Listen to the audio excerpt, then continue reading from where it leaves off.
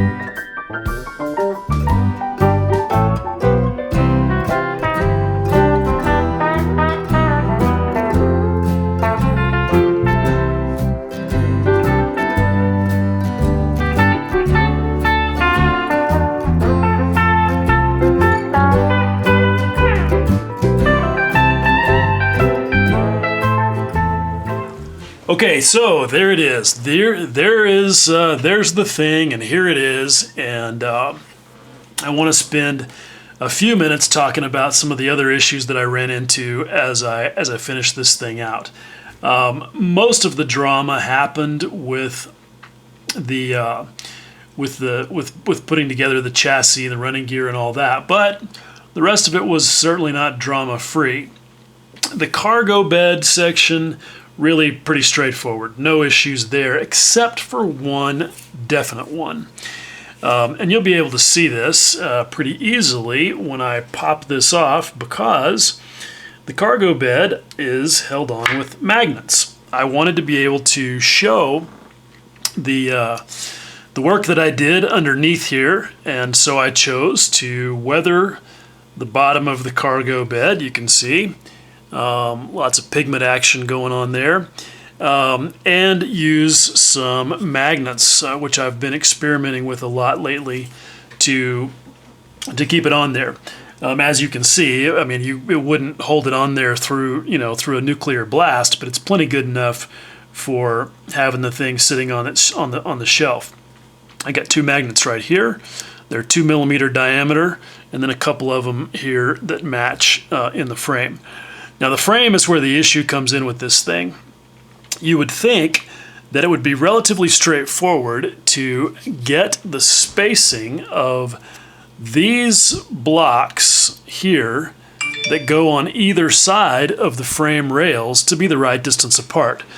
But apparently not if you work at Takom, because they were way too narrow, like by a millimeter. I mean, it was enough that the only way that I could really effectively solve it was to chop off the mounting blocks and replace them with some pieces of evergreen channel.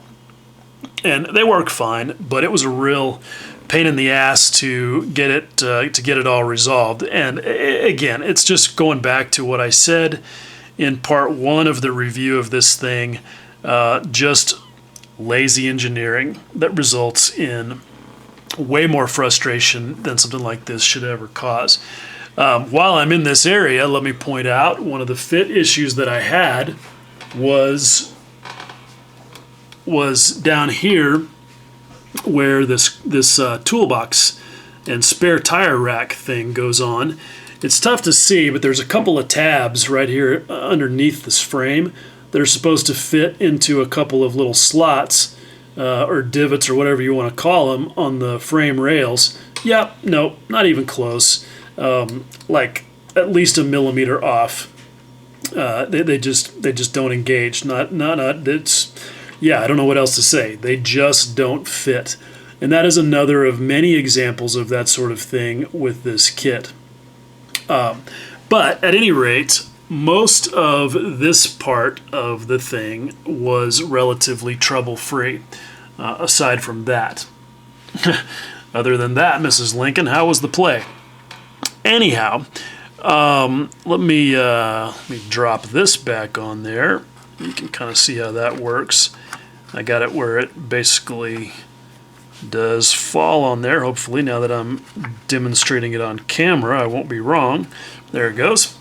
Anyway, most of this rear section of the thing was pretty straightforward. The cab, on the other hand, had some real issues. And this, again, is a place where it's easiest if I explain it using the instruction sheet. It was drama. All right. The first issue happened with putting the rear section of the cab together, the part that covers up the interior, the cockpit, as it were. And again, this is going to get into some detail here.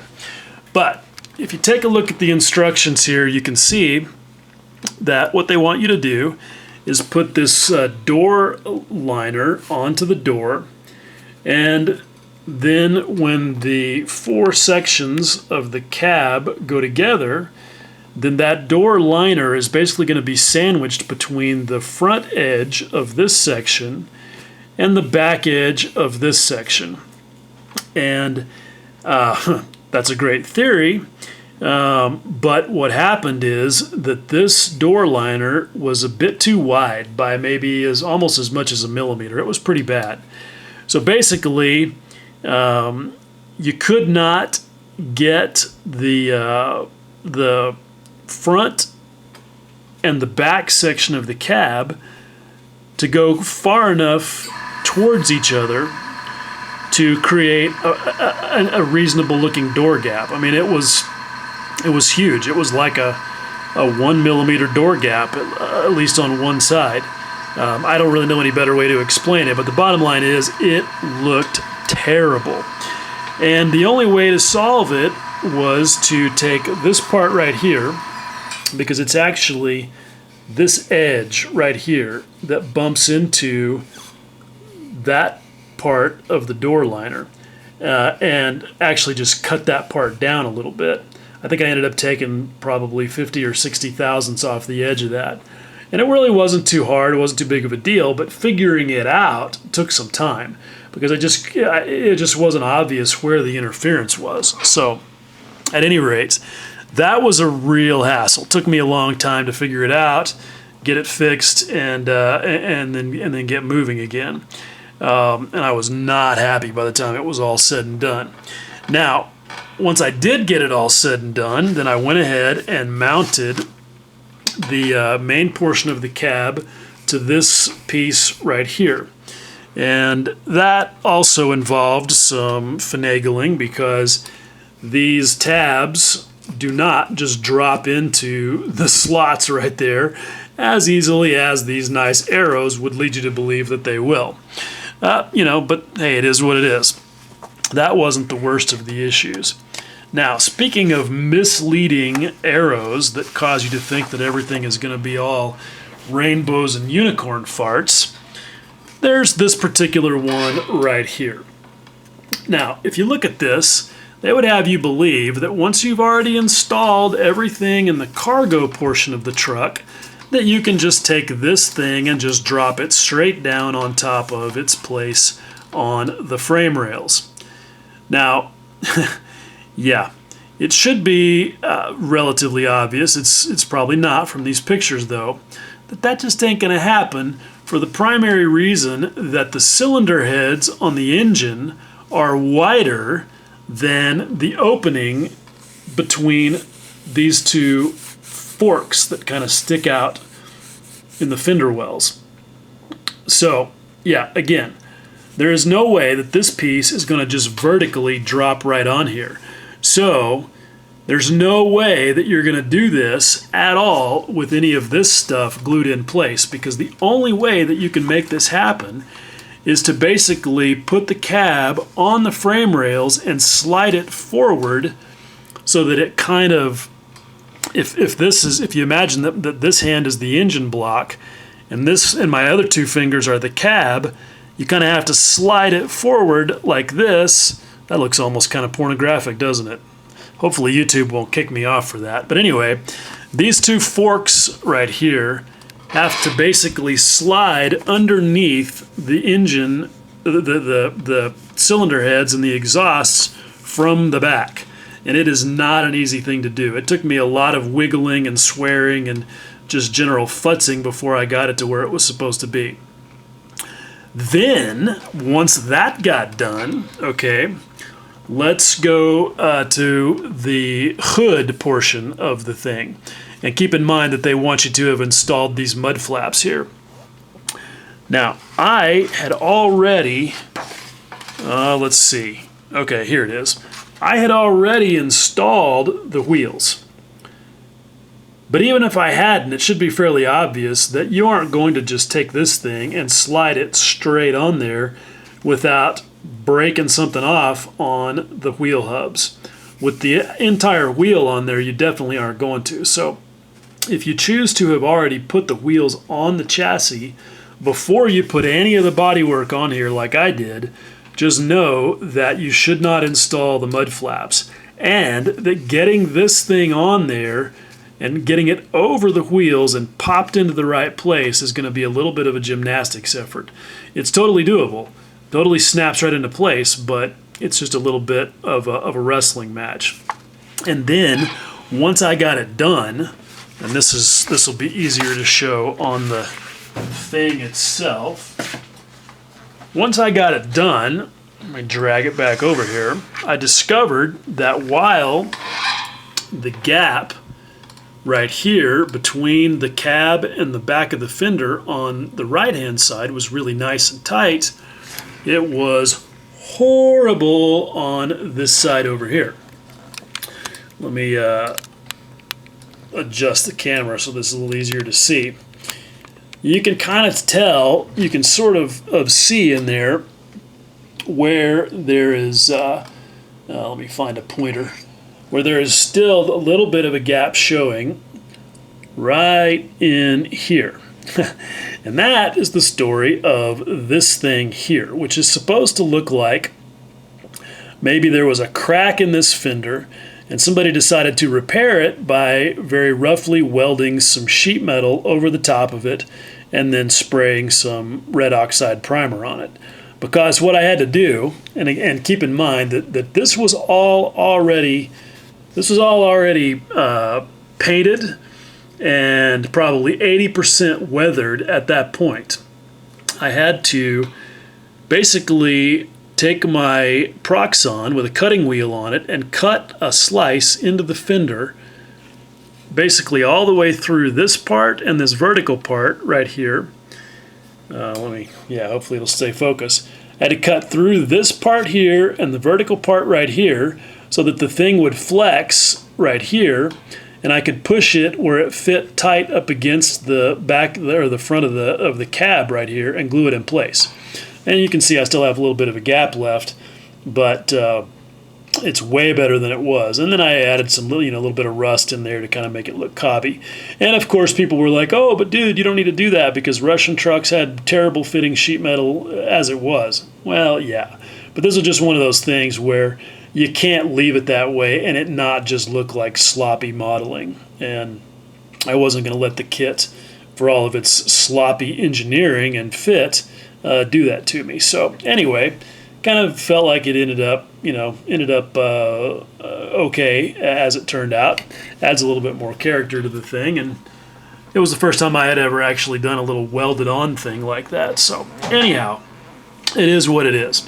And that all got done. And I think that's pretty much basically it as far as issues with the truck go, with the truck itself, with the fit, with the engineering, that sort of stuff. And I'm kind of trying to rush through this part because I'm really just over it. Don't want to talk about it anymore. Speaking of magnets, one thing that I did, or that I was thinking about doing, was using them on the roof, which you can see is still loose, but there just wasn't enough real estate underneath there to actually install them. So once I photograph the inside of that, which obviously I have not done yet, then I will be gluing the roof on permanently.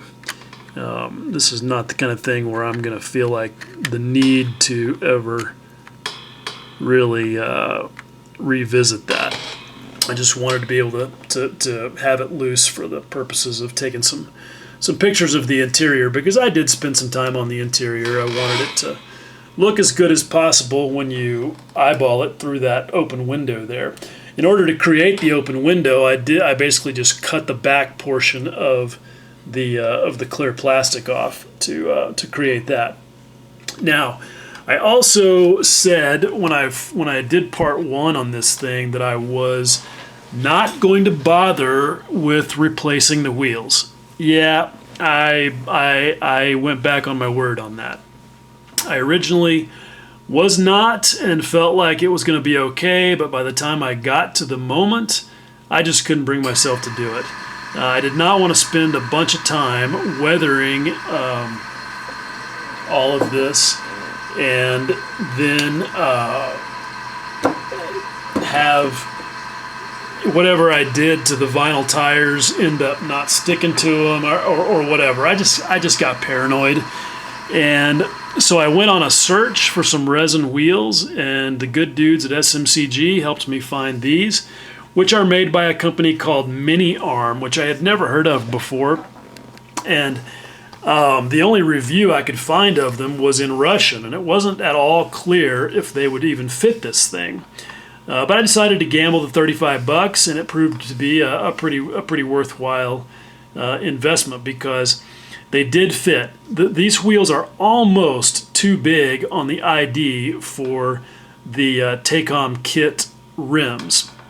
Why did I not use the very nicely cast resin rims that came with the tires? Because at that point I was already committed, because I had already glued the hubs and the axles onto the frame, and I wasn't going to go through all of the work of cutting them off and fitting the resin hubs on there, and also because at that point I had figured out that they weren't going to fit. They just were not made for this kit. So I'm not sure what kit they were made for, but there wasn't going to be a really clean way to attach the resin hubs to the axles. So at any rate, I felt like that worked out pretty well, and I feel like it was a worthwhile thing to do, because these tires look much better than the kit tires. This tire, the spare, is one of the kit tires, and you can see it's not horrible, but it's not nearly as good as these resin ones. So I feel like that was worthwhile. Let's see, what else can I say about what I've done to the kit itself? I guess on the subject of sort of things I didn't like about it, I do have to point this one out. You get a little bit of photo etch with this thing, but there's one particular place that it really annoyed me that it did not cover, and that's these Fender Pads right here, whatever you want to call them. They're actually rubber on the real truck, and they have a distinct ribbed pattern molded into them that is not molded into the plastic part here, nor do you have a very tall relief there around the edge of it that helps you paint it, mask it and paint it. And I was just really disappointed with that. I feel like if you're going to have it just molded into the plastic, it needs to be a very strong relief with good detail, and it's not like that's hard to do right there. It basically just should have a bunch of grooves running the length of it. And if you're not going to do that, then come on, include it with the photo etch set.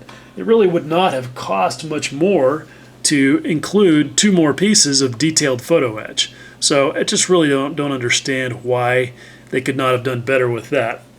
It also would have been nice if they had included some masks with this kit. And I know that this probably sounds like first world whining, but bear with me here, because this is one of those things where this is a challenge that comes just from the design of the glass on this truck. You've got this frame around the window that's basically molded in, and you don't have any choice but to mask that off and paint it if you want the thing to look right, along with the window gaskets that go all the way around those things.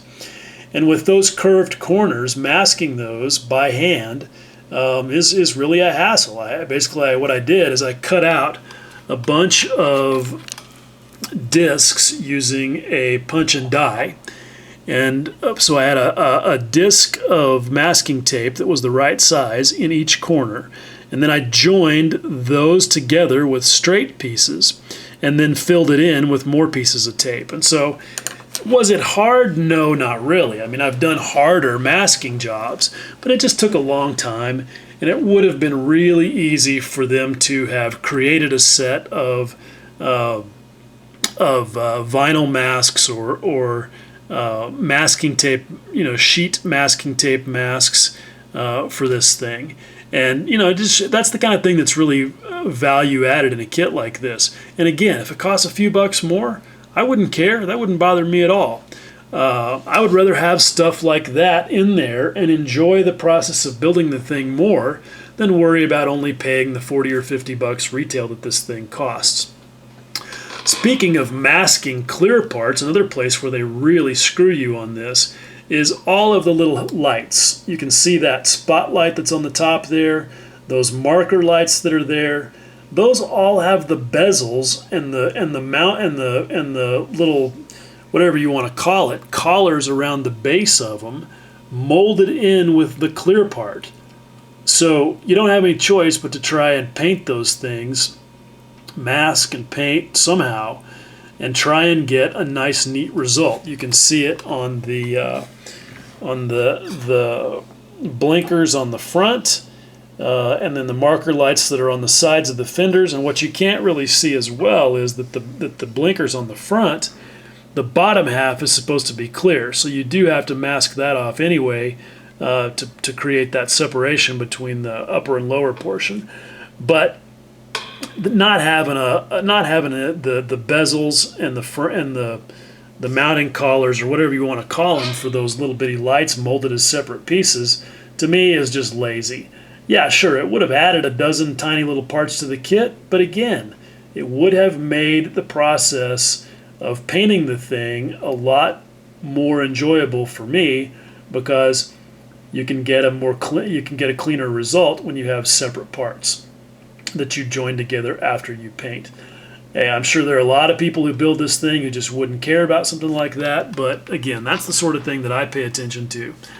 So, at any rate, let me think. What else with the kit itself? I think that's really about it. That's enough of that garbage. To kind of finish off how with this project, I should spend a little bit of time talking about what I did with the weathering and the paint. Gosh, I feel like I'm just rambling, and I'm so tired of talking about this stupid thing that I'm honestly struggling to come up with a decent presentation here. But at any rate, the front part of the truck, the blue part, is all Mission Models paint. I just bought their basic blue and then mixed it with their white to come up with a blend that I liked. And the basic layering here is I used my Badger Stynylrez Rust for my rust base. Then I did some tonal work on the rust using some different acrylics, doing some sponge work, and then using some pigments as well to get some tonal variety in the rust itself. Then once I had that all squared away, I came back with a layer of Hairspray, the same Tresemme medium hold number 3 that I've been using because that's what Mike Rinaldi uses and it works great. I airbrush it on. I'm just not competent enough to spray it out of the can and get a consistent result. But once I got the Hairspray down, then I sprayed on some white in a few places because I knew I was going to want that to show a little bit. Then I sprayed the blue. The next step that I did was to come back with some really fine sanders. And I really like these Infini sanders. This is not the one I used because obviously a 600 would be way too coarse for this, but this is one of them. I really like them because they have the grit number right there on them. The quality of the abrasive is really good. And the 1500 and 2500 are really good for the type of paint wear that I like to do on this sort of thing. And I just literally am sanding that paint until I start to break through it and get that kind of faded look that is tough to replicate any other way. Mike Rinaldi is doing some of it by using, he originally was using Windex, I think, as a chipping fluid because it tends to sort of dissolve the paint a little more than it actually chips it. I know people have used lacquer thinner mixed with water a little bit. I mean, I've experimented with various things myself, but actually just sanding the paint has proven to me to be the most controllable, and it's a lot of work, but I feel like it produces a really authentic result. Once I have the sanding done and I'm happy with basically the fade that I get, then I come along and do the actual chipping. And I just do that in real targeted areas where I want it to have that distinct chipped look that's that's different from just the faded look. And that's the basic process that I used for pretty much all of the paint wear on this thing. The only exception really was this door right here. And what I wanted to do with that was just kind of try to tell a story of a door that got replaced with one from a military surplus truck, and that had the green military paint faded through to gray primer underneath. Now, whether or not I actually accomplished that is questionable, because I've had 2 or 3 guys who have very good artistic sensibility tell me that they just don't get it. And that sucks, because on the one hand, I kind of like, dudes, have you guys not ever seen paint that was faded through to gray primer? I mean, to me, it seems pretty clear. But on the other hand, I have to accept the possibility that maybe I just didn't tell that part of the story very effectively. So I don't know. But I will keep that in mind the next time I try to do this, because it's a look that I like, and it won't be the last time that it happens at my workbench. So I don't know. We'll see. I'd be curious as what you guys who are watching this think. It kind of is what it is at this point. This is actually also, what made it even more frustrating, is that this is version number 2 of this door. Because the first time I did it, when I sanded back the green paint, I discovered that I just did not have enough contrast between the gray and the green. And then it really did not tell the story very well. So I took some Tamiya lacquer thinner, scrubbed all the paint off, and redid the whole thing. So I have got probably 5 or 6 hours wrapped up in just doing this stupid little door. So yeah, when Carlos Starton in particular told me that he just didn't think it worked, I was pretty sad about it. But at the end of the day, you have to stick to your story, and so I did, and not only because the thing was already glued together at this point. I had already done all of that work that I talked about to get a realistic door gap on there, and there was no way that I was going to fuck with that by taking it apart or trying to mask it and repaint it. That just wasn't going to happen. So at any rate, it is what it is. Now, moving on to the rear portion of the truck, I wanted a complementary color, and it's pretty common in the United States for these cargo beds to be red, no matter what color the rest of the truck is, and that's a combination I like. Maybe it doesn't happen that way, in parts of the world where these trucks are actually used, but I don't have to care, because it could happen, right? Just like the tan interior is not necessarily, I don't know that it was ever offered with a tan interior, but I liked the contrast with the light blue. So red it was, and I just tried to create a story of paint that has fallen off of old wood slats, and then that got lots of scuffing and fading. Now, I switched gears a little bit on this part. This is all MRP. I'm fine with using Mission Models paint. I like it pretty well. I feel like it works pretty well. If you want to stick to an acrylic, I think that Mission is pretty good paint. But I just didn't happen to have any red in Mission that I wanted to use. And I felt like this MRP British RAF marking red was a pretty good base color for this part of the truck. So that's basically why I use MRP on the back. It's also MRP on the black portion here.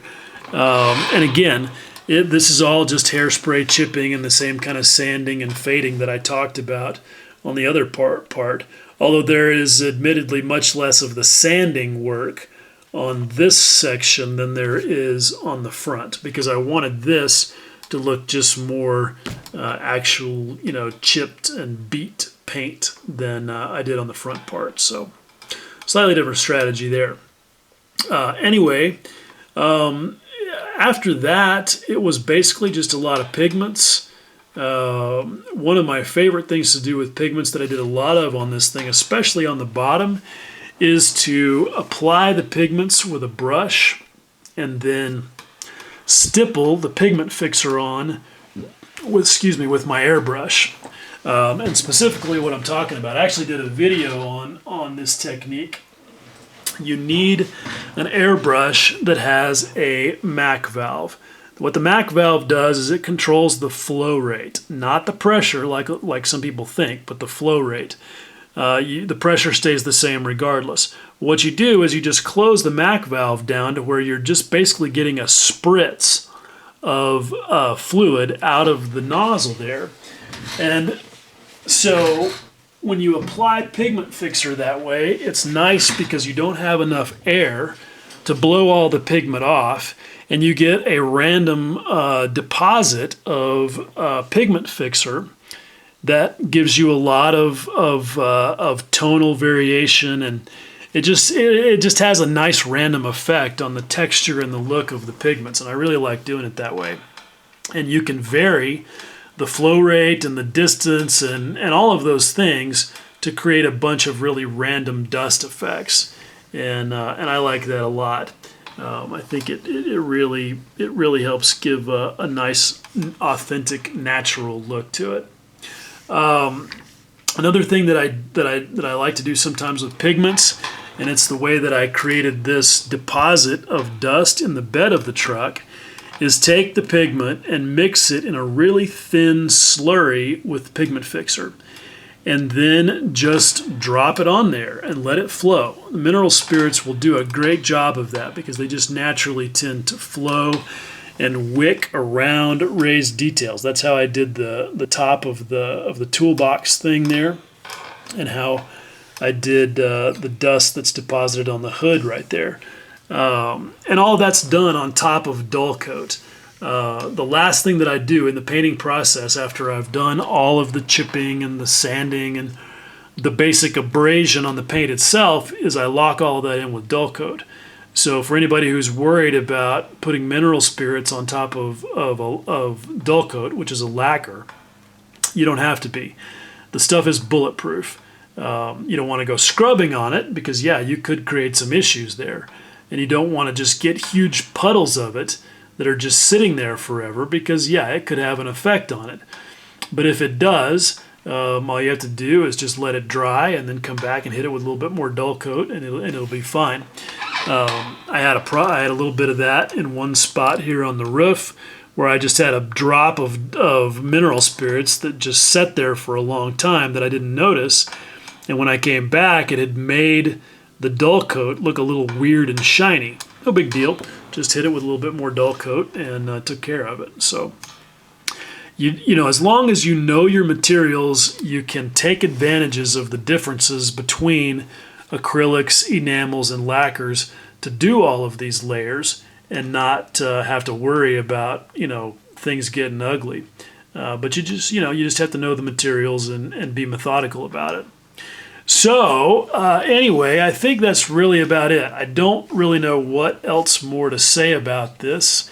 It was good fun once I got past all the construction issues, which honestly I never felt like they ended because they carried through clear into the paint process.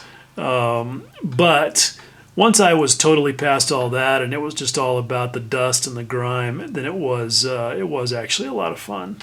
So at any rate, there you go. That's kind of a build review and summary of this thing. Okay, so that's it. Enough. I feel like I have talked way too much about this stupid truck, but it kind of is what it is. I mean, the kit just had a lot of issues. It's sloppy engineering, and I'm not going to go back on that. I got a lot of hate on the first part one of the review when I said all those mean things. But you know what? I don't care. It is what it is. This is how I see it, based on my own engineering and model making experience. I just, there are better ways to do a lot of the things that I've talked about on this kit. And if you don't believe me, just go build a good kit like Tamiya, and you'll see the difference. So yeah, even for the 40 or 50 bucks that this kit retails for, honestly, I just could not recommend it to anybody, especially now that Hobby Boss is coming out with one. And it'll be interesting. I don't know that I'm ever going to want to build another Russian truck bad enough to see for myself, but Hobby Boss has a pretty good reputation for this type of kit. And I know that that kit has like 480 some odd parts. And yeah, it's about twice as much money. But again, if they do a better job of engineering it and it's more fun to build it, then I wouldn't have any problem paying that price. It seems like Trumpeter may also build one of these. I saw some stuff online that made me think that maybe they do, but I couldn't really confirm it. And then I don't know. I didn't honestly spend a whole lot of time trying to figure it out. So if any of you guys know about a Trumpeter kit of one of these trucks, then you might make a comment about it as well, because I think people should know that there are options if they want to build one of these. It's unfortunate that there aren't more trucks that are available, because there are a lot of cool cargo trucks like this that I think would be a lot of fun to build and weather, just because they do offer so many of those kind of creative opportunities. But anyway, that's it. I'm done. I'm not talking about this stupid thing anymore, because I'm over it. This thing has been part of my life for probably 10 months now, and it is time for it to go away. And it's time for me to go away. So, if you guys have put up with all of this, I hope you've found it useful. And as always, I really appreciate you watching. Much love.